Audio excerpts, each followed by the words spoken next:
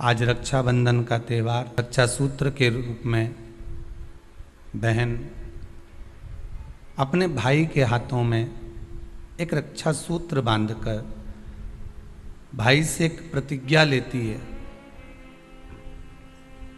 कि आप इस भूमि पर जब तक मेरे प्राण हैं तब तक मेरी रक्षा करोगे।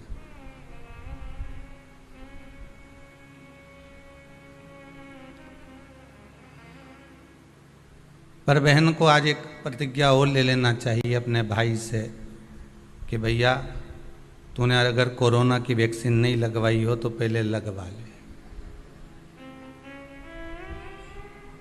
सही है कि गलत है?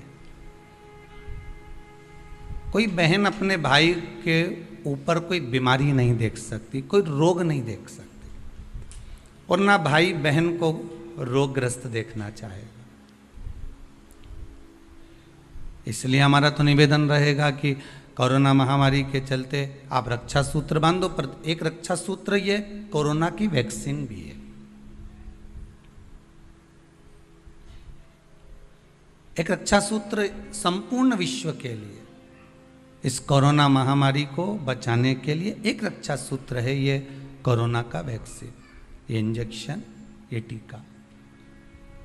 आप राखी मान दो तो भैया से प्रार्थना जरूर करो कि आप भी जाइए, पहला डोज हो गया तो दूसरा लगवाइए, नहीं लगा हो तो पहला ही लगवाइए, पर वैक्सीन जरूर लगवा, जिससे आपकी सुरक्षा हो, आपकी रक्षा हो।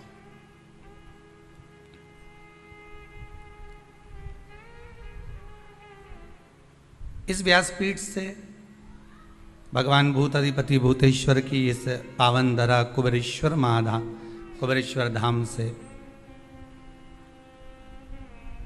जहाँ पर कुबेर भंडारी तो अभी बैठा नहीं, पर उसका एक एक कंकर स्वयं कुबेर भंडारी का स्वरूप ही है। ऐसी पावन आनंदमय धरा से अपन सब शिव महापुराण की कथा श्रवण करने के लिए विराजमान हैं। संपूर्ण भारत की भूमि को, देश विदेश में विराजमान सभी धर्म, हिंदू धर्म से जुड़े हुए सभी भक्तों को इस रक्षा सूत्र रक्षाबंधन की बहुत बहुत बधाई हो। बाबा कुबेर भंडारी आप सबको स्वस्थ रखे। श्रावण की पूर्णिमा, आज व्रत शिव महापुराण की कथा को प्रारंभ करें। बहुत बहुत धन्यवाद देता हूं मैं श्री विजय कुमार जी, नीताजी सिंघल, जो पटना बिहार से इस पावन शिव महापुराण की कथा को आस्था चैनल के माध्यम से ऑनलाइन कराकर अपने पूर्वज स्वर्गीय श्री नानूराम जी, स्वर्गीय श्री कलावती देवी जी, स्वर्गीय श्री जय भगवान जी की स्मृति में इस पावन कथा को पटना बिहार से ऑनलाइन करवा रहे हैं। उन्हीं के प्रतिनिधि के रूप में, जैसा नियम है शिव महापुराण का कि एक जोड़ा पूजन के लिए होना, पौथी का स्मरण करना, उन्हीं के प्रतिनिधि के रूप में यहाँ पर विराजमान श्री ओम प्रकाश जी भाटी, श्रीमती आशा जी भाटी, जो राजेंद्र नगर इंदौर से हैं, उनको भी बहुत बहुत साधुवाद देता हूँ कि आप प्रतिनिधि के रूप में यहाँ पर विराजमान हुए। बिटले सेवा समिति के एक सदस्य का आनंद लेकर आप यहाँ पर विराजे हैं, और बाबा विश्वनाथ की बड़ी करुणा, बड़ी कृपा, जो इस पावन कथा का रसास्वादन करने का श्रावण की पूर्णिमा के दिन योग बना।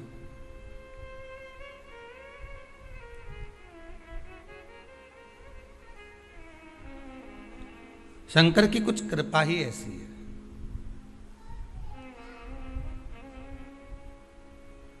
मैं भाटी जी, आपके भी पूर्वजों को बहुत बहुत साधुवाद दूंगा, स्वर्गीय श्री तुलसीराम जी भाटी जी को, स्वर्गीय कमलाबाई जी भाटी जी को, जो कृपा करे होंगे तो सिंघल परिवार ये कथा जो करवा रहा है उसमें आप प्रतिनिधि के रूप में विराजमान हुए। बहुत बहुत साधुवाद। शंकर जब करुणा करता है तब जाकर कहीं हम भगवान की भक्ति को प्राप्त कर पाते हैं। अभी तक जितनी कथाएं अपने श्रवण करी है, गणेश शिव महापुराण है, सती शिव पुराण है, पार्वती शिव पुराण है, नंदीश्वर शिव पुराण है, वासुकी नाग शिव महापुराण है, कौमार शिव महापुराण है। ऐसी सारी पुराणों को सुनते सुनते सुनते सुनते अब व्रत पर आ गए, क्योंकि श्रावण की पूर्णिमा पूर्ण होने के बाद में, वैसे तो श्रावण महीने के भी बहुत व्रत होते हैं, और उसको श्रावण की पूर्णिमा होने के बाद में जब माताओं के व्रत चालू होते हैं तो ये कार्तिक के महीना पूर्ण हो जब तक इनके व्रत चलते ही रहते हैं। पर कुछ कुछ व्रत ऐसे रहते हैं जैसे एकादशी का, प्रदोष का, सोमवार का, मंगलवार का, शनिवार का, शुक्रवार का, बृहस्पतिवार का। कुछ व्रत ऐसे होते हैं जिन व्रतों को माताएं निरंतर करती हैं। केवल ये नहीं कि तीज त्यौहार आएगा तभी, ये तीज के व्रत अलग होते हैं, हरतालिका तीज, छोटी तीज, बड़ी तीज, चतुर्थी, छठ, ये सारे व्रत अलग हो गए जो त्यौहार के अनुकूल आ रहे हैं, जो महीने के अनुकूल आ रहे हैं। पर भगवान की अविरल भक्ति को पाने के लिए मनुष्य जो दिन रात भगवान की भक्ति में डूबा रहता है, दिन रात भगवान को पाने का प्रयास करता रहता है, केवल व्रत के माध्यम से ही नहीं, वो तो अपनी भक्ति के माध्यम से भी भगवान शंकर को रिझाता है।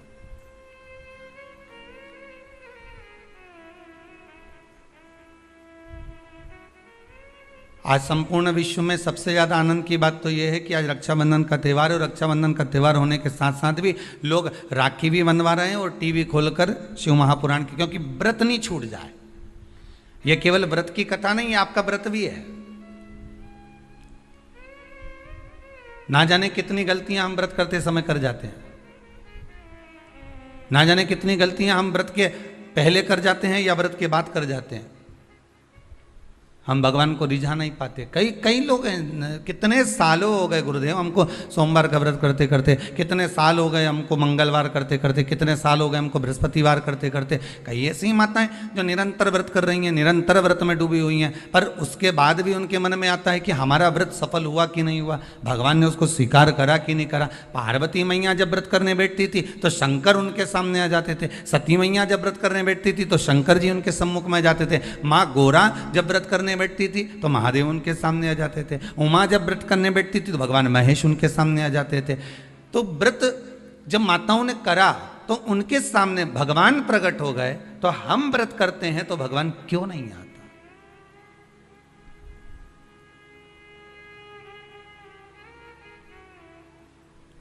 आप आए नहीं और सुबह हो गई, मेरी पूजा की थाली धरी की धरी रह गई। आखिर कारण क्या है?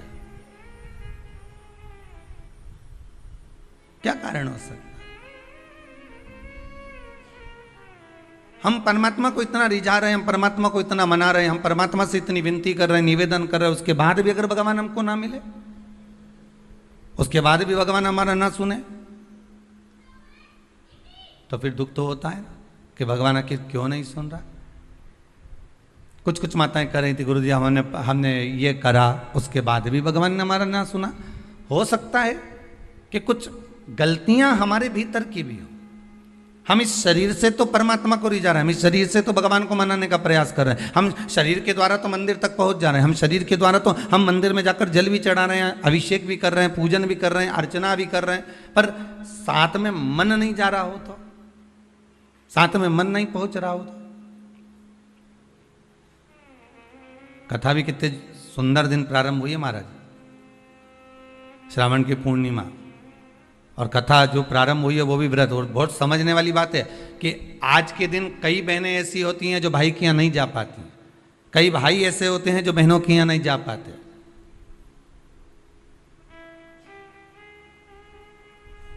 तो क्या इनका संबंध समाप्त हो जाएगा? अरे बोलो तो जम के नहीं। जितने लोग आस्था के सामने कथा सुन रहे हैं, बोलो जरा कि अगर बहन भाई के यहाँ नहीं जाएगी और भाई बहन के यहाँ नहीं जाएगा, और उनका आपस में तिलक नहीं हुआ, रक्षा सूत्र नहीं बंधा उनका, तो क्या संबंध समाप्त हो जाएगा? नहीं।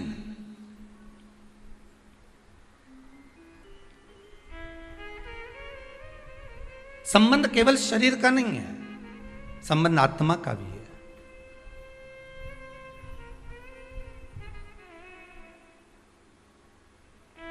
एक व्यक्ति अपने नगर में निवास करता था, रहता था, और बड़ा सुंदर भाव से वह निवास करता था। अब एक समझने वाली बात है, देखिए, शरीर का पाप कर्म और मन का पाप कर्म दोनों को देखिएगा। वो अपने गांव में, नगर में निवास करता,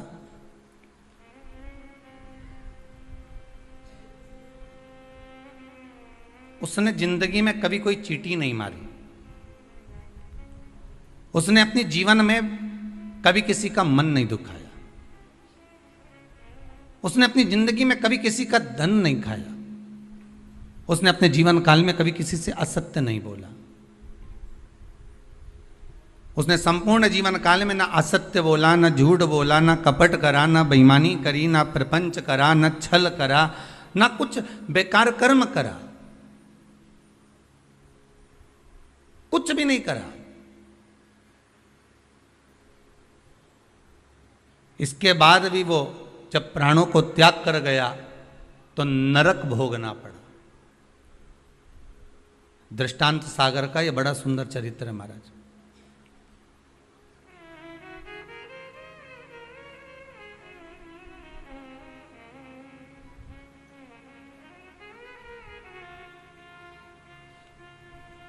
नरक भोग रहा है। ऊपर गया,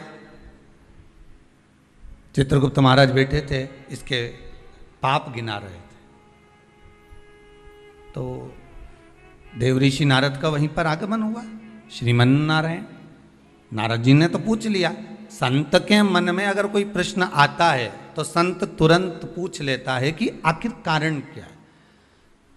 भगवंत के मन में, अर्थात भक्त के मन में भी कोई प्रश्न आता है तो वो भी पूछ लेता कारण क्या। तो देवऋषि नारद ने पूछा कि ये कारण बताओ कि इसने ना कभी चोरी करी, ना कभी कपट करा, ना कभी बेईमानी करी, ना कभी प्रपंच करा, ना कभी किसी को धोखा दिया, ना किसी का धन खाया, ना किसी का वैभव खाया, ना कभी मुख से अपशब्द कहा। फिर आखिर बात क्या है कि इसको इतने सारे नरक क्यों भोगना पड़ रहे हैं? 94 नरकों में से कम 50 नरक में तुमने इसको डाल दिया।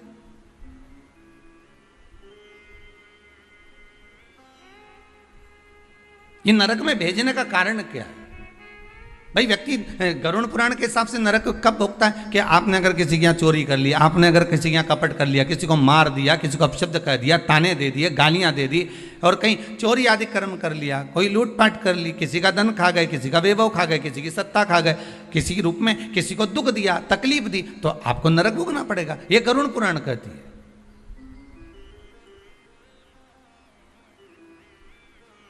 तो देवऋषि नारद ने पूछ लिया चित्रगुप्त महाराज से, धर्मराज से, ये बताओ कि इसने ये कुछ करा है क्या? तो क्या कुछ भी नहीं करा। इसने अपनी स्त्री को हाथ उठाया क्या? नहीं। इसने अपने बच्चों से कुछ कहा क्या? नहीं। बच्चों ने इसको कुछ कहा क्या? नहीं। इसने अपने माता पिता की सेवा नहीं करी क्या? करी। सब कुछ करा इसने। फिर नरक किस लिए दिया गया? नरक का कारण क्या है? क्यों नरक भेजा जा रहा है? व्रत शिव महापुराण का सबसे पहला सूत्र आज आप अच्छे से समझ लेना तो आपको पूरी व्रत की महत्वता समझ में आ जाएगी कि हम व्रत करते हैं और भगवान सुनता क्यों नहीं है। बस इस सूत्र को पकड़ लीजिए। दृष्टांत सागर का ये चरित्र अगर आपके जीवन में बैठ गया तो बाकी की शिव पुराण पूरी आपको समझ में आ जाएगी कि व्रत की मूलता क्या है।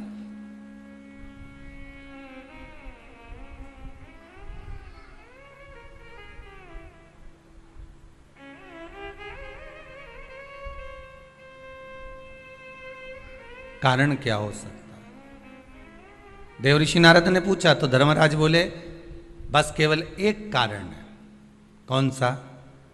जब ये बैठता था, इस शरीर के द्वारा इसने कोई बेकार काम नहीं करा।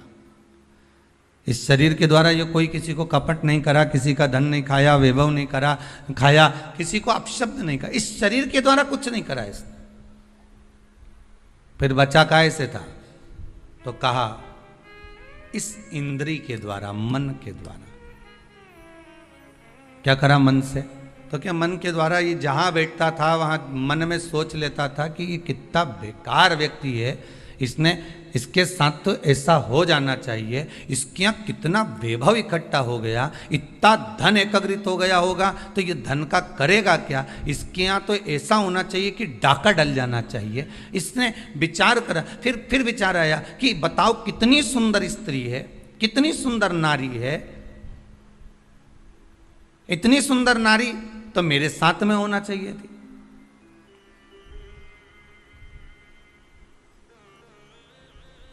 इसकी कितनी प्रॉपर्टी है, कितना वैभव है इसके पास में, कितना धन है इसके पास में,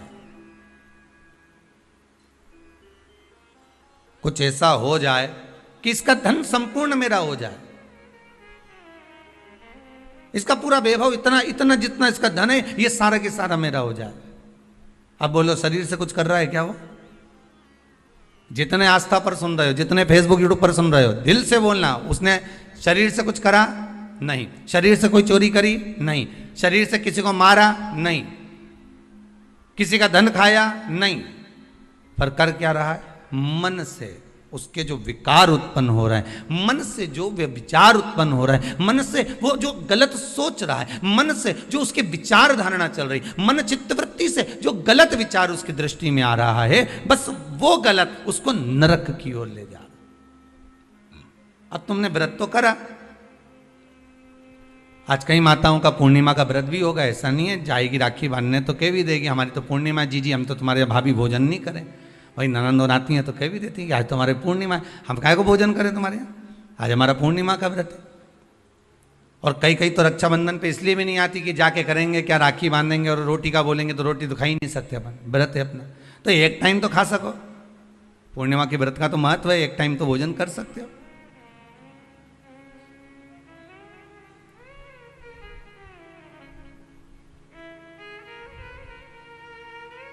अब तुमने व्रत तो करा, खूब जोरदार व्रत करा, सुबह से लेकर शाम तक कुछ नहीं खाया, कुछ भी नहीं खाया, पर ये मन बार बार अगर दौड़ कर कहीं चले गया, डब्बे में सब लोग भोजन कर रहे थे और सभी लोग प्रसाद को पा रहे थे, सभी लोगों के मन में भाव आया कि कितना सुंदर भोजन बना है, आज तो बाफला एक नंबर का बना है, आज बाटी तो बहुत जोरदार बनी। अब तुमने बनाई तो जीजी के लिए ही थी, ननंद के लिए थी, घर में बेटी के लिए थी, और आज तो मेहमान आया ना, भांजा ने भांजी ने सबके लिए बनाया, और मालूम पड़े ननंद आके कह दे कि नहीं हमारा तो आज श्रावण की पूर्णिमा का व्रत है, आज हम कुछ खाएंगे ही नहीं। अब तुमने बाटी तो बना दी, बाफला तो बना दिया, पूरण पोली तो बना दी, तुमने आज आलू बड़ा तो बना दिया, सब्जी पकौड़ा मंगोड़ा सब बना दिया तुमने, पर बेचारी वो बहन भले राखी बांध रही है, भले वो माँ आई हुई है, उसका व्रत भी है, पर उसकी जो मन है ना थोड़ा सा वो बाफले में तो जरूर जाए, वो बाटी में तो अटकेगा थोड़ा ना। अब आई और माँ भी कह रही है, बार बार मम्मी कह रही है, बार बार माता जी कह रही है, अरे बेटा ले एक व्रत छोड़ दे, ले थोड़ा, या तू एक टाइम खा लेती यहीं, तो मन में भी सोच के बैठी, हाँ विचार तो है कि एक टाइम खाना तो है, तो घर जाके खाऊं कि यहीं खाऊं, अरे यहीं खा लूंगी मना नहीं है, पर बाफला पूरा ठंडा हो जाएगा ना शाम तक तो। अब चित्तवृत्ति में अब वो बाफला ने, बाटी ने, मंगोड़ा ने, आलू बड़ा ने सब अटका हुआ है, वो हृदय चित्त में राखी जरूर बांध रही है, पेड़ा भी खिला रही है, सब कुछ आरती भी उतार रही है, सब कुछ करे, पर चित्त वृत्ति तो वहीं अटकी है ना उसकी।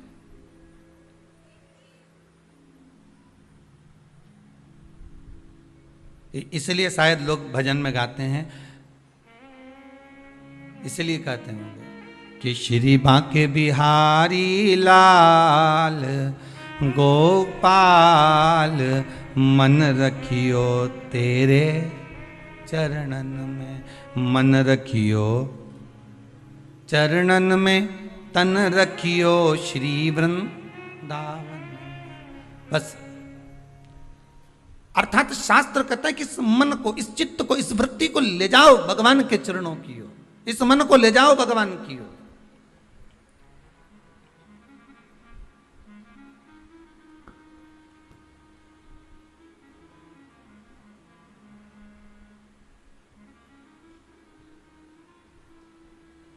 इस मन को परमात्मा तक ले जाओ।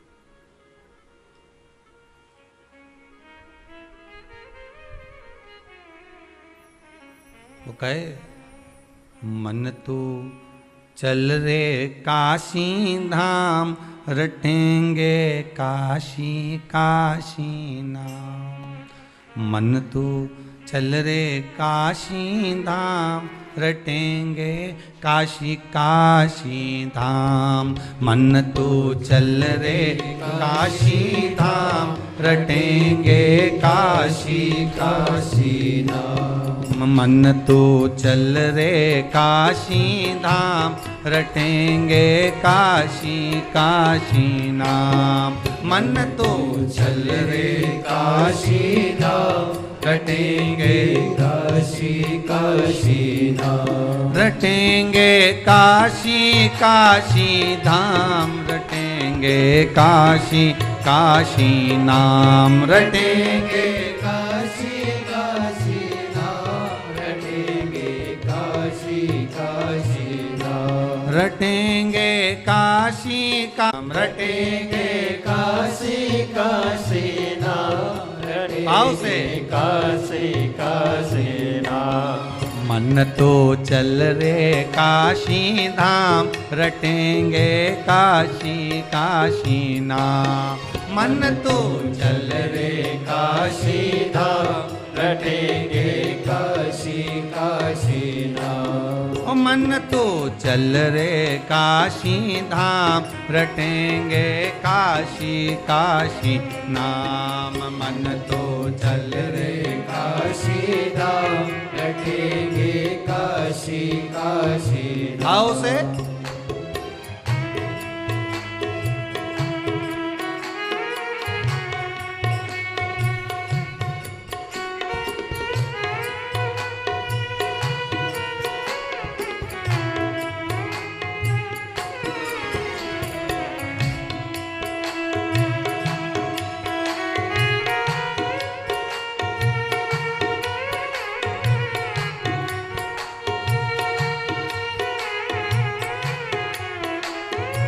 बड़े आनंद।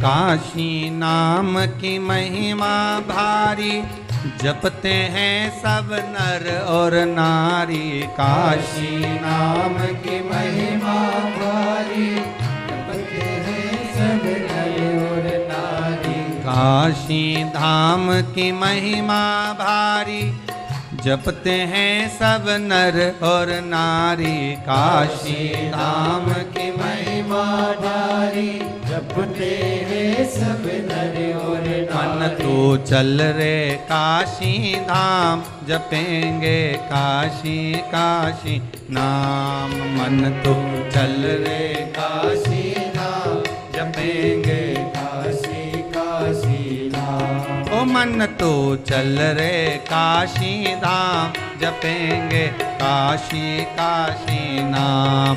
मन तो चल रे काशी धाम, जपेंगे काशी काशी नाम। ए मन तो चल रे काशी धाम, जपेंगे काशी काशी नाम। मन तो चल रे काशी धाम, जपेंगे काशी काशी नाम। इस मन को लेकर जाना है हमको व्रत तक। केवल शरीर का व्रत नहीं होना चाहिए। अगर केवल शरीर का व्रत कर रहे हो ना तो किसी काम का नहीं। आप भले जीवन भर सोमवार का व्रत करते रहो, आप जीवन भर प्रदोष का व्रत करो, जीवन भर एकादशी करो, जीवन भर द्वादशी करो, त्रयोदशी करो, तुम्हारी मर्जी पड़े, जो व्रत करो, सोमवार मंगल बुध गुरु शुक्र शनि सारे करो, पर तन से कर रहे हो तो कोई मतलब का नहीं।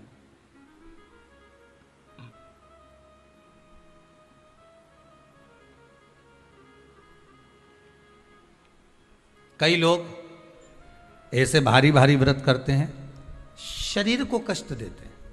किसको कष्ट दे रहा है? शरीर को। पर हमारा शिव महापुराण तो कहता है कि शरीर को कष्ट देकर आत्मा सुखी रह सकती है क्या? अरे बोलिए तो जम के, नहीं। बेटा बेटी बहू पोता पोती जमाई, ये जितने भी हैं ना, अगर कोई बीमार पड़ जाए, किसी को कष्ट हो जाए, किसी को कोई बीमारी लग जाए, कोई तकलीफ हो जाए, तो घर की मां सुखी रह सकती है क्या? नहीं। माता को तो दुख हो जाएगा, मेरा बेटा, मेरी बहू, मेरी बेटी, मेरा जमाई, मेरा पोती पोता, मेरा नाती पंती, मेरा भांजा, ये मां दुखी हो जाएगी। ये मन आत्मा, ये मन जो है ना, ये मां ही है। शरीर अगर कष्ट में आ गया तो इस मन में कुछ होगा?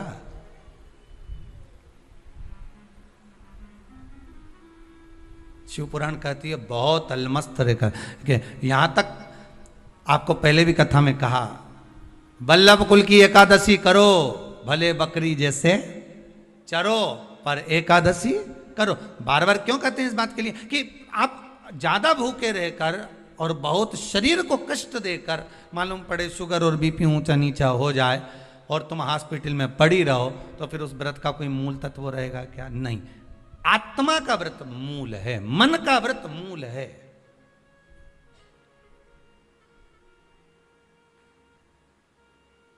कोई तुमसे के ऐसा व्रत है जिस व्रत में तुम्हें सोने का हंडा मिलेगा, सोने का मटका मिलेगा, पर एक बात याद रखना, 5 दिन तक कुछ ना तो खाना है, ना पानी पीना है, ना कुछ ध्यान, बस एक जगह पर पड़। अब ऐसा हंडा पाकर भी क्या करो कि सोने का हंडा तो घर में आए और तुम ऊपर जाओ। अब ऐसा हंडा पाकर भी क्या करोगे? अब मालूम पड़े सोने का हंडा तो आ गया घर के अंदर और तुम चल दिए ऊपर। अब क्या ऊपर से आओगे नीचे खर्च करने के लिए सोने का हंडा का माल? नहीं चाहिए। प्रथम सुख निरोगी काया, द्वितीय सुख घर में माया। ये दूसरे नंबर पर आती है माया। दूसरे नंबर पर आता है धन, संपदा, सत्ता, वैभव, ये दूसरे नंबर पर है। अभी बीच में जब ये कोरोना महामारी का कहर चल रहा था, अब तो थोड़ा बाबा की कृपा है विश्वनाथ की कि आप धीरे धीरे धीरे धीरे कोरोना महामारी धीरे धीरे जा रही। ये शंकर की कृपा मान लो। पर बीच में जब कोरोना महामारी का दूसरा जो लहर चालू हुई थी, उस लहर में आपने सुना होगा कि ना जाने वो कहाँ के विधायक थे, तो वो मालूम पड़े चले गए। फिर अखबार में देखा, टीवी में देखा कि वहाँ का मंत्री थे या विधायक थे, वो चले गए, कहीं कोई चले गया। अब विचार करो जरा, एक विचार करना कि कितना रुपया चुनाव में खर्च करा होगा, कितना धन लगाया होगा, कितना अनाप शनाप पैसा लगाया होगा, और जीत हासिल हो गई, और जीत मिल भी गई, और उसके बाद ये कोरोना महामारी में चले गए। अब बताओ ईमानदारी से, तो हंडे का करोगे क्या? अब वो सोने का अंडा का कोई काम है?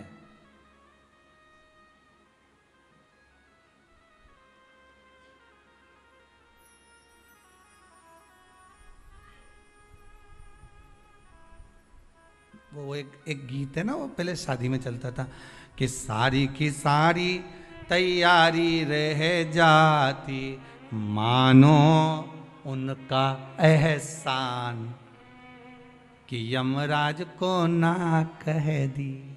नहीं तो मालूम पड़े सब जोड़ के रखा, धन वैभव संपदा सत्ता सब आ गई तुम्हारे पास में, और मालूम पड़े इतने में वो हाँ करके भेज दे यमराज को, जा उठा ला, और सब धरा की धरा रह जा। क्या करो उसका? फिर वो वैभव, वो धन, वो दौलत, वो संपदा, वो सत्ता का क्या करोगे?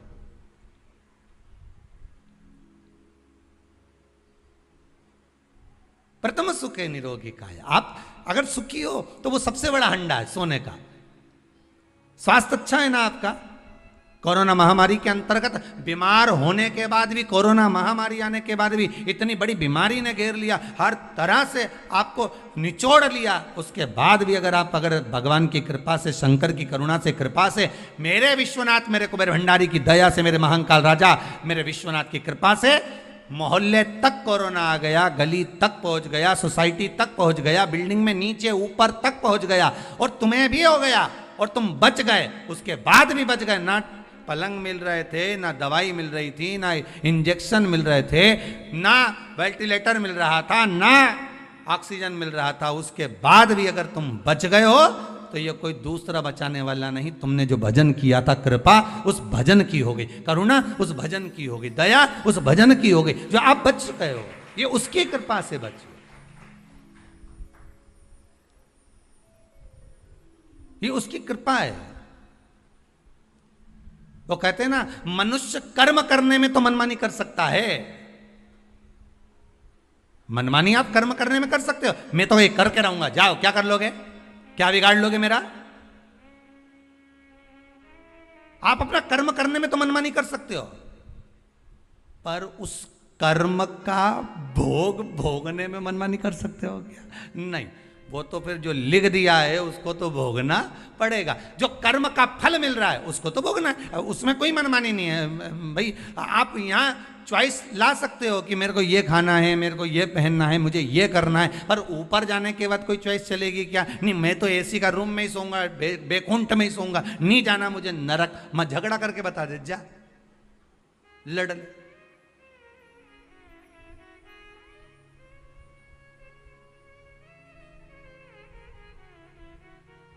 नहीं, मेरे लिए तो तुम रसगुल्ला ही लाओ, मैं तो नहीं। अब अभी तो आज बहन राखी बांधने आई होगी तो भाइयों ने भी कह दे, डब्बा लाई क्या मिठाई का, कौन सी लाई, बंगाली लाई कि कौन सी लाई, बता जरा है कि मावा की लाई, कौन की दुकान से लाई, बता, उसका नाम भी बता, डब्बा पे पड़ रहा है, हाँ लिखी है, देख ली उसने। हो, अब फिर ये भी देख रहा है कि सोन पपड़ी लाई कि मावा की लाई, वो भी देखा, क्योंकि भाइयों ने भी बड़ा चतुर रहे, डब्बा देख के ही लिफाफा बनाए। सोन पपड़ी का अगर डब्बा लाई है तो 100 या 200 का, और अगर मावा की लाई है तो फिर 500 का, और अगर बंगाली लेके आई है तो 1000 का लिफाफा यूज दे दे, मतलब लिफाफा भी डब्बे से चले।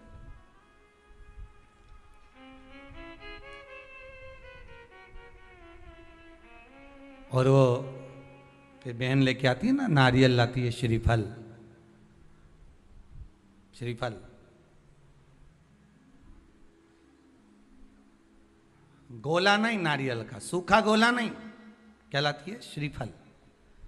गोला तो आजकल फैशन का हो गया, नारियल का गोला तो फैशन है, क्योंकि नारियल लेके जाएंगे, नारियल 10 रुपए का है, भाई को लगना चाहिए कि कोई वीआईपी चीज लाई, इसलिए नारियल का गोला लिया। पर यहाँ कहीं पुराण में कहीं लिखा हो नहीं कि नारियल का गोला दिया था लक्ष्मी जी ने राजा बलि को, या इंद्राणी ने इंद्र को रक्षा सूत्र बांधा था तो उसमें नारियल का गोला दिया था, यहाँ कहीं लिखा हुआ तुम कहीं पढ़ो तो मुझे जरूर भेज देना रहे हो। उसमें श्रीफल, जिसमें जल हो, पानी हो, और पानी वाला फल जब हाथ में देकर रक्षा सूत्र बांधती है बहन, तो भाई का भी घर भरा रहता है और बहन का भी घर भरा रहता है, भाई का भी घर भरा और बहन का भी, जिसमें जल भरा हो, जिसमें पानी भरा हो, वो श्रीफल होना चाहिए। और गोला रखो, मना नहीं है, तुम्हारा मन कर गया कि गोला लेकर आई हूं कि भाभी 2-4 दिन खा लेगी, छोरा छोरी खा रहे, टोरा टोरी खाएगा, हाँ तो रख दो, तुम मना नहीं है, तुम जो दो तो गोला बाद में दे दो, पर हाथ में जब रक्षा सूत्र बंधे, जब राखी बंधे, तो तुम्हारे हाथ में श्रीफल होना चाहिए, नारियल होना चाहिए। क्यों? पहले की कथा में आप स्मरण करेंगे, जो हमने मुंबई में स्कंद पुराण वाची थी, उसमें वर्णन किया था, श्रीफल कार्तिकेय बाबा का प्रतीक है, श्रीफल संत का प्रतीक है, स्कंद का प्रतीक है। आप नारियल का गोला दो 50 बार दो, 10-10, 20-20 गोले दे दो, 50-50 गोले दे दो, मना नहीं है, हैं 2-4-8 झोला भर के दे दो, हम वो भी मना नहीं करे, एक बोरा भर के दे दो, उसका मना नहीं। पर श्रीफल की मूलता है, यहाँ नारियल का जो श्रीफल है उसकी मूलता है।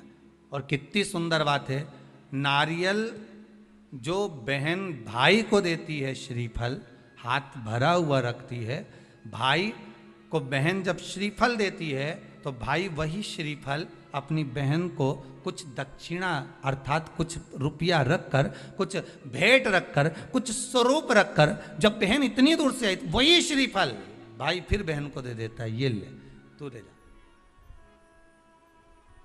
तू रख ले। पर बहन उस श्रीफल को लेकर नहीं जाती है, बहन क्या कहती है, नहीं नहीं तुझे रखना पड़ेगा, तू रख। तो दो चीज में से जब श्रीफल भाई भेंट रख कर देता है अपनी बहन को, तो बहन श्रीफल वहीं भाई के घर छोड़ देती है, भेंट का कुछ भाग लेकर चल देती है।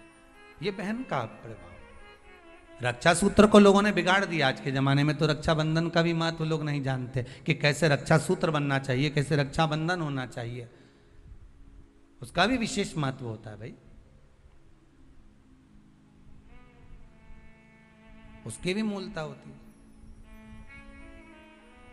और एक बात कहूंगा आज रक्षाबंधन पर, आपको अच्छी लगे तो आप स्वीकार करना, ना लगे तो आप छोड़ देना।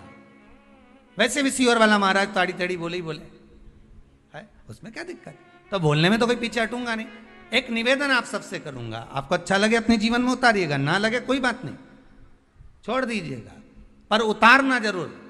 बहन से प्रॉपर्टी के चक्कर में कितना भी झगड़ा चल रहा हो, बहन का भाई से एक मकान के चक्कर में कितना भी झगड़ा चल रहा हो, संपदा के चक्कर में कितना भी झगड़ा चल रहा हो, तो भी निवेदन करूंगा, बहन और भाई तुम खूब लड़ो प्रॉपर्टी और जमीन के लिए, पर रक्षाबंधन के दिन कम से कम एक दूसरे के नहीं भी जाओ तो फोन लगाकर जीजी और बहन भाई से, भाई बहन से एक बार तो बात कर लो, क्योंकि धन अपनी जगह रह जाएगा साहब, वहां धन नहीं जाने वाला, आपका व्यवहार जाने वाला है, आपका प्रेम जाने वाला। माना उसने कुछ भी करा हो, अदालत में केस लगा दिया हो, 25 केस चल रहे हो अदालत में, 50 बार तुम्हें पेशी पर जाना पड़ रहा हो, 50 बार झगड़े हो गए, 50 बार तलवार लेकर खड़े हो गए, डंडे लेकर खड़े हो गए, एक दूसरे को मारने को तैयार हो गए, पर निवेदन है, एक माता के गर्भ से तुम जन्मे हो, कम से कम उस माता के दूध का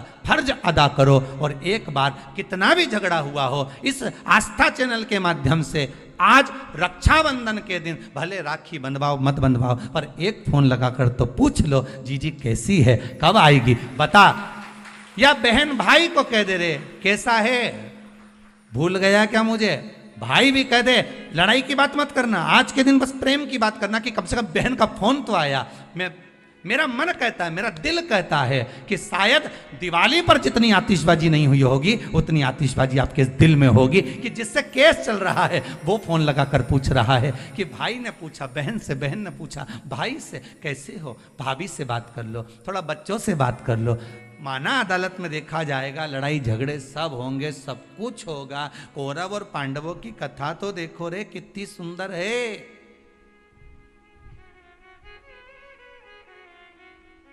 कितनी सुंदर है।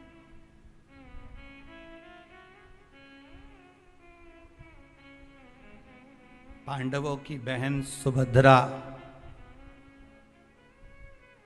राखी बांधने कौरवों को जाती है, कौरवों की बहन राखी बांधने के लिए पांडवों को जाती है। जरा विचार करिए,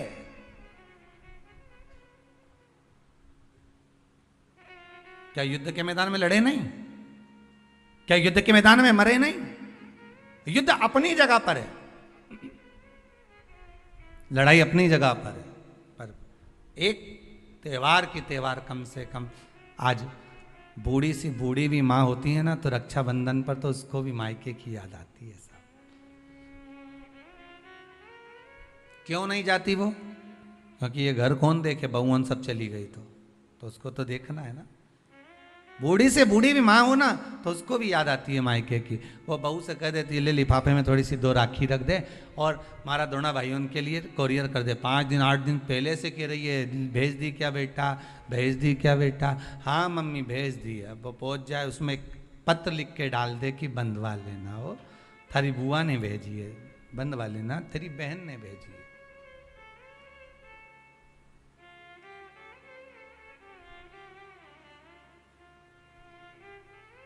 झगड़ा अपनी जगह पर चलने दो साहब, लड़ाई अपनी जगह पर चलने दो साहब,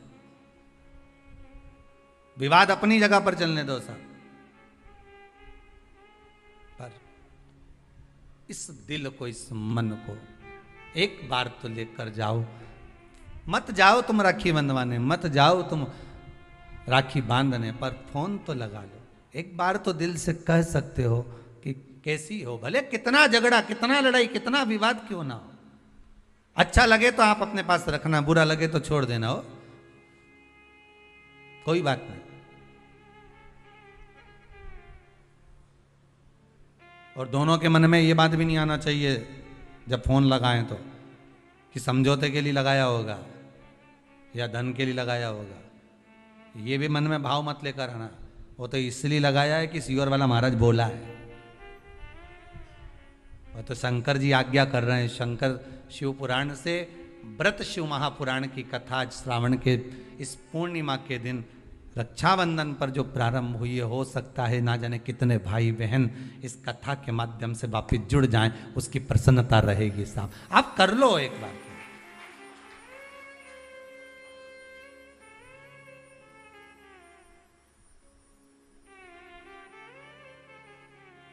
कर लो एक बार। और टालना मत ही, तुम तो अभी कथा चलते चलते में कर लो रे, कई दिक्कत नहीं, कथा अपनी चलती रहेगी। तुम तो एक बार फोन लगा के बोल दो जीजी कैसी है बस, और जीजी बोल दे भाई कैसा।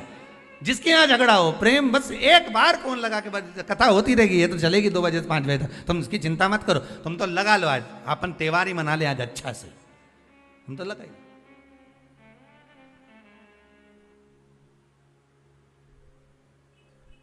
और फिर सूचना जरूर देना हो हमको, व्हाट्सएप पे जरा भेज देना, समिति के व्हाट्सएप पे, कि हमारा इतने साल का झगड़ा था, बाबा ने कृपा कर फोन पे बात कराई, इतनी प्रसन्नता हुई ना। तो बड़ा ये भी हमें सुनने को मिलेगा ना, तो बड़ी आनंद होगा इस चीज। आप प्रसन्न रहो, आप आनंद। शंकर की, भगवान शिव की बहन छिप्रिया पूरी दुनिया की सबसे बड़ी राखी वही बनती है, उज्जैन के महाकाल को। पूरी दुनिया की सबसे बड़ी राखी उज्जैन के महाकाल को ही बनती है। और कैसी थी माता छिप्रिया, जरा उठा के चरित्र तो देखो छिप्रिया माता का। क्या करती थी, भाभी भोजन बना के रखती है, नंदी को खिला के चली जाती। पार्वती जी भोजन बनाती और ननंद आती और बना हुआ भोजन उठाए सारा। जैसे ही भाभी गई बाहर बर्तन मांजने, और छिप्रिया ने उठाया भोजन, नंदी को खिला दिया, ले नंदी जल्दी से। और नंदी नहीं दिखे तो भृंगी तू खा ले, श्रृंगी तू खा ले। अच्छा, चतुर भी इतने थे ये नंदी भृंगी श्रृंगी कि खाने के बाद डब्बा कम मांझ के रख देते तो पता ही नहीं चलता था भोजन करके।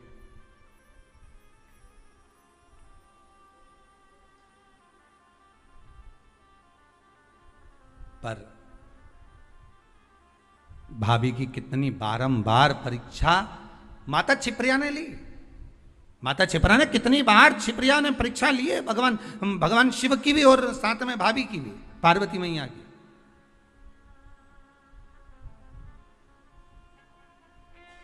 कितनी परीक्षा।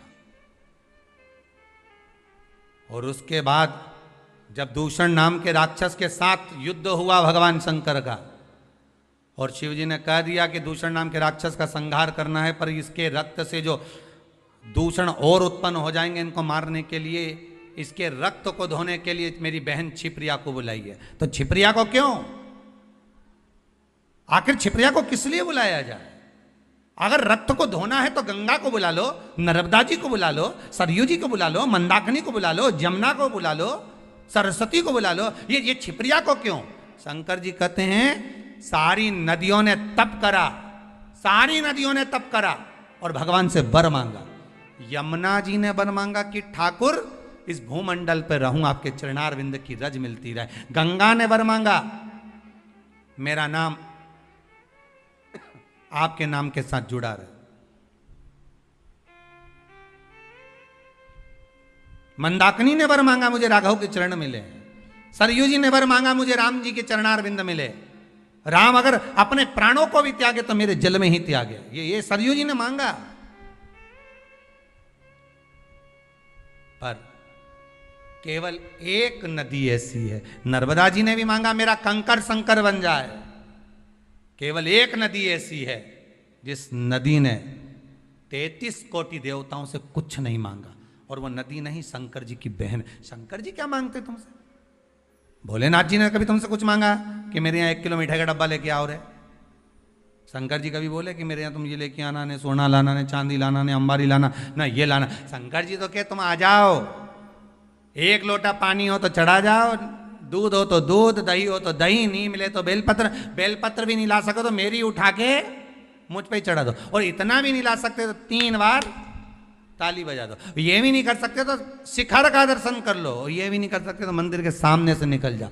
बस इतना तो कर सकते हो, नहीं गाड़ी ली भुड़ भुड़ करे देखता वो निकल जाए, बस उतने में समझ जाए बहुत है। अरे जिससे स्नेह होता है ना, जिससे प्रेम होता है, मेरे शंकर को अगर आप स्नेह करते हो, प्रेम करते हो, शिव के प्रति समर्पित हो, शंकर के प्रति आपका वात्सल्य, आपकी करुणता, आपका आनंद शिव से अगर जुड़ा हुआ है, तो मात्र गाड़ी लेकर भी निकल गए तो वो देख लेगा कि गया है अभी यहां से हो, और तुमने देख लिया बैठा है महादेव अभी अंदर, उतना ही बहुत है।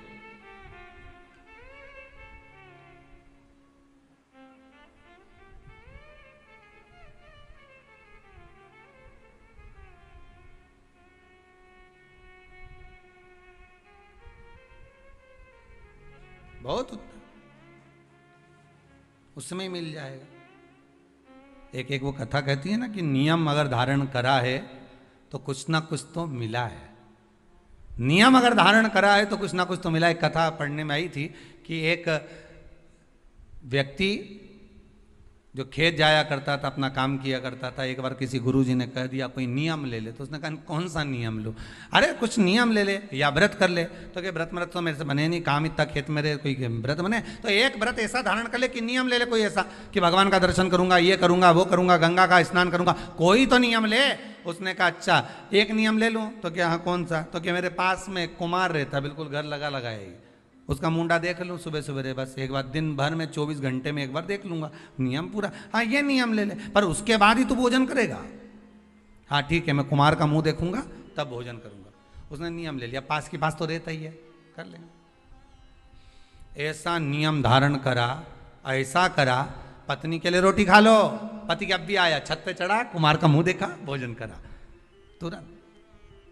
पत्नी के लो भोजन कर लो, रोज का नियम। वो चढ़े देखिए, अब आज 2 साल हो गए नियम बने, पत्नी के लिए भोजन कर लो, पति बोला अब भी आया, और ऊपर गया देखने तो कुमार ही गायब था। तो क्या आज कहाँ चले गए ये? तो इसके घर चले गया, घर जाके आवाज लगाया, जैसी आवाज लगाया तो वो तो दिखा ही नहीं, उसकी पत्नी निकल के आई। क्या हो गया? पति कहाँ है तुम्हारा? क्या वो तो मिट्टी लेने गए। तो मिट्टी तो वो इतने दिन की लेके आते थे हमेशा, और रोज तो दोपहर में जाते थे, आज इतनी जल्दी कैसे चले गए? पता नहीं कहाँ गए, पता नहीं। वो ढूंढता ढूंढता ढूंढता ढूंढता चले गए सीधे वन में, जहां पर वो मिट्टी खोद रहा था, और कुमार जहां मिट्टी निकाल रहा था, ये वहीं पहुंचा। जैसे कुमार ने फिर मिट्टी को खोदा, उसके अंदर से एक सोने का हंडा निकला। हंडा जैसे ही निकला, कुमार खुश हो गया, ये गया, और जाते से ही इसने इसका मुंह देखा कुम्हार का। देखते से इसको तो इतनी भूख लग रही थी, ने जम के चिल्लाया देख लिया, और जो बोला देख लिया, और भागते भागते गया। कुमार ने सोचा हंडा देख लिया, अब कुमार वो हंडे को छुपा के कपड़े में इसके हाथ दौड़ दौड़ कर जाए, अरे रुक तो जा, अरे रुक तो जा, मैं दे रहा हूं, रुक तो जा। के देख लिया और के दे रहा हूं, रुक तो जा करते करते कुमार के यहाँ से दौड़ता कुमार इसके पीछे, और ये अपने घर में गया, पत्नी से कहा जल्दी रोटी दे, और ये जीमने के लिए बैठा। कुमार आया, भाई देख आधा तू रख ले, आधा मैं रख लूं, पर किसी से मत कहना। इसने कहा क्या आधा आधा करना, ये मेरे को जो सोने का अंडा मिला ना, तूने तो क्या देख लिया, आधा सोना इसको मिल गया, आधा उसको मिल गया। वो व्यक्ति खेत पर जो काम करने वाला था, वो गुरुजी के पास गया, गुरुदेव आपने कहा था एक नियम बना लो, अगर वो नियम भी अगर तुमने बना लिया तो भगवान कहीं से भी दे देता है। देता जरूर है, पर नियम तो बनाओ, कोई एक नियम तो धारण करो। एक नियम बनाओगे ना तो भगवान दे देगा, पक्का है, पर बनाओ तो।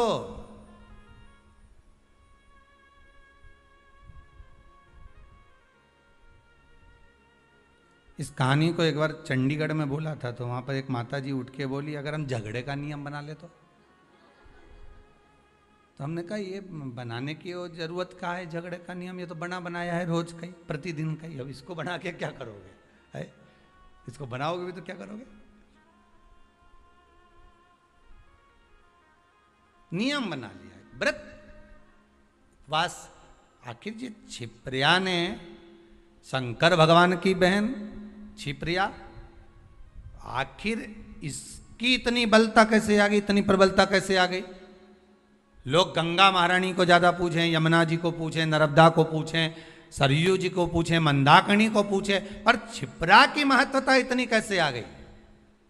तो कहा ये कोई साधारण नहीं है। गंगा का जल उलाते तब ये दूषण नाम के राक्षस का जो रक्त है उसको धोते, या यमुना जी को सरयू जी को बुलाकर धुलवाते, पर मेरी बहन छिप्रिया आएगी, जल के वेग में आएगी, उसको ही क्यों। तो कहा उसने आज तक कुछ नहीं मांगा, कुछ भी नहीं। कितना सुंदर संवाद है। आज रक्षाबंधन पर छिप्रिया का चरित्र बहुत ध्यान से सुनना। उज्जैनी जाओ ना तो महाकाल की नगरी में, तो छिप्रा का दर्शन कर कर आया करो। उज्जैन महाकाल की नगरी में जब जाओ तो माता छिप्रा का दर्शन करो, कि ऐसी बहन नहीं मिलेगी जिसने अपने भाई से कभी कुछ नहीं मांगा, और उल्टा अपने भाई के लिए जब देख लिया कि दूषण नाम के राक्षस ने 84 रूप रख लिए हैं, तो क्या करूं मैं, करूं क्या। शंकर भगवान के सामने खड़ी हुई छिप्रिया कहती है, मुझे आने में देरी हो गई भैया, तो चिंता मत कर, मैं तुझे 84 टुकड़े में काट देती हूं। अपना जल का रूप रखा, 84 टुकड़े में माता छिप्रिया ने अपने भाई भगवान शिव को बांट दिया। शंकर जी 84 महादेव हो गए। पूरी दुनिया में केवल एक उज्जैनी ऐसी है जहां पर 84 महादेव हैं। पूरी दुनिया में केवल एक भूमि उज्जैनी नगरी, महाकाल की नगरी ऐसी है जहां पर 84 महादेव विराजमान है, और वो भी माता छिप्रा की देन। छिप्रिया, मैं तेरे को 84 रूप दे देती हूं भैया, 84 रूप देती हूं तेरे को, तो चिंता मत कर, जा और जाकर दूषण नाम के राक्षस का संहार करो। प्रभु भगवान शिव ने 84 रूप रखे और दूषण नाम के राक्षस का संहार करा। ये बहन होती है जो भाई से कुछ मांगती नहीं है।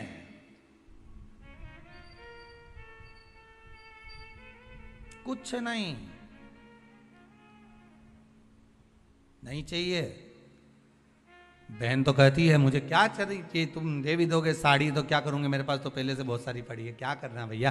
भाभी रहने दो, बस व्यवहार अच्छा रखो, प्रेम अच्छा रखो, वाणी अच्छी रखो, मीठा बोलो, अच्छे से बोलो, बस इतना चाहिए, और कुछ भी नहीं चाहिए मुझे, और कुछ नहीं चाहिए।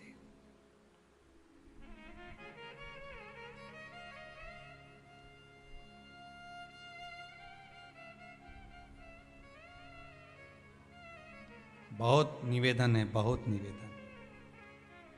रक्षाबंधन के आज के इस भाव को पहचानिएगा जरूर। लेन देन से कुछ नहीं होता, लेना और देना तो अपनी जगह पर होता है, लेन देन से कोई मतलब नहीं, मतलब है केवल प्रेम से, केवल इसमें।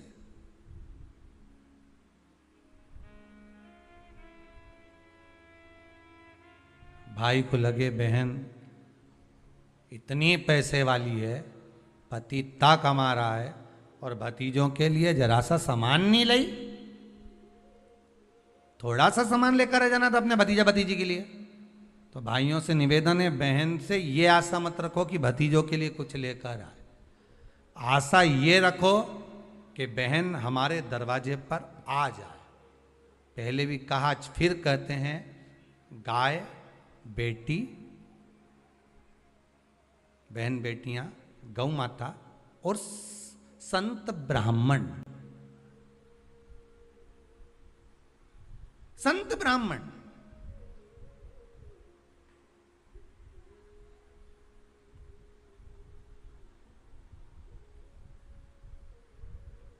गाय बेटी और संत ब्राह्मण, ये तीनों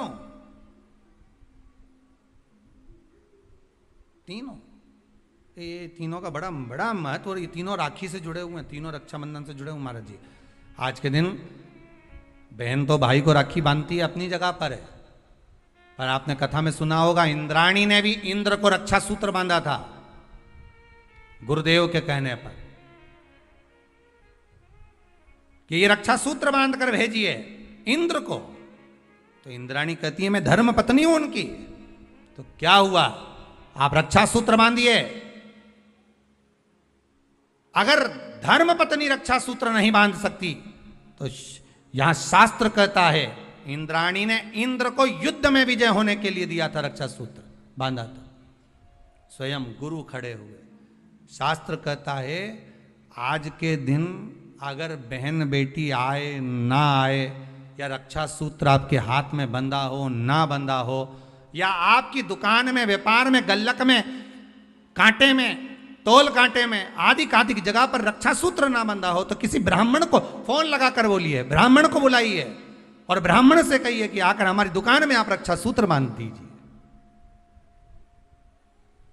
गाय, ब्राह्मण, साधु, संत और बहन बेटी, ये तीन काल का हरण करती है, इसलिए इन तीनों की महत्वता।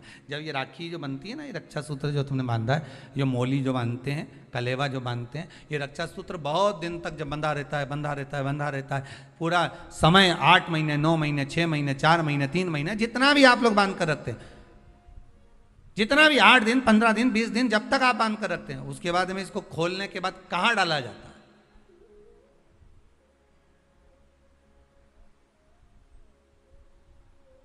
कहां दिया जाता है इसको?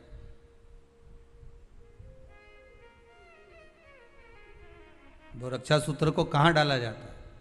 तो कहते हैं जिस स्थान पर गाय को बांधा जाता है, जिस स्थान पर गाय को बांधा जाता है, उस स्थान पर इस रक्षा सूत्र को ले जाकर एक और किसी भी खूंटे से गाय के, या गाय का जो ग्वाड़ा होता है, गाय जहाँ बंधती है उस स्थान पर कोई कील लगी हो, कोई खूंटा लगा हो, उससे इस रक्षा सूत्र को खोलकर बाद में बांध दिया जाता, वहां रख दिया जाता। क्यों, किस लिए रखते हैं, क्यों जोड़ा गया इसको? हिंदू धर्म में रक्षा सूत्र को गाय से क्यों जोड़ा गया? उसका कारण केवल इतना है कि गौ माता, जब तक आपने रक्षा सूत्र बांधा, इसके बाद रक्षा सूत्र आपने अगर गौ माता के उस ग्वाड़े में कहीं ले जाकर बांध दिया है, दे दिया है, रख दिया है, 33 कोटि देवता गौ माता के भीतर विराजमान होते हैं। 33 कोटि देवता गौ माता के भीतर रहते हैं। और केवल ये जो ये गाय जहां बंधती है, गौशाला जो होती है ना, गाय जहां बनती है, जहां पर गौ माता निवास करती है, हम तो कहते हैं लोग वृंदावन किससे मिलने जाते हैं? जम के बोलिए जरा, भगवान कृष्ण से, ठीक है? और भगवान कृष्ण किसको चराने जाते हैं? गौ माता। मतलब तुम कृष्ण जी के पीछे और कृष्ण जी गौ माता के पीछे। क्यों? तो उसका सीधा सीधा प्रसंग है कि गाय के ग्वाड़े में, गाय के उस आंगन में, गौशाला आदि आदिक में जहां गाय बनती है, उस जगह पर अगर आपने रक्षा सूत्र बाद में बांधने के बाद 8-15 दिन, महीने बाद, 2 महीने, 4 महीने, 6 महीने, 8 महीने के बाद में आपने वहां बांध दिया, रख दिया, तो जिसके हाथ में बंधा होता है उसकी रक्षा स्वयं गौ माता में विराजमान 33 कोटि देवता करते हैं। उसकी रक्षा का सूत्र फिर वो संभालते, फिर वो आपके नहीं, फिर वो संभाले। कोई बड़ा काल आ रहा है, कोई बड़ा एक्सीडेंट होने वाला है, कोई ग्रह बेकार हो गया, उसको फिर संभालेगा कौन? वही गौ माता। गाय, बेटी और संत, ब्राह्मण, साधु, सन्यासी, तपस्वी, साधक, उपासक ये संभाल लेते, ये संभाल।